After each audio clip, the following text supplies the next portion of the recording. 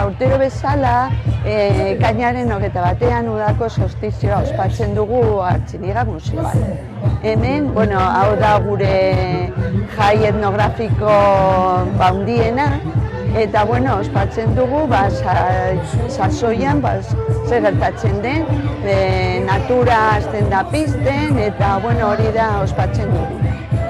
Nola, kale jira egiten dugu, umeek egindako erensugeak eta beste basoko animaliak eta mitologikoak agertzen dira, hor buiaka eta txikitilariak egon dira aurten, gero txokolatea, dantzak, txokolatea baino lehen odolosteak, eta importanteena soa pizten dugu, konjuroak bota, eta jai ederra.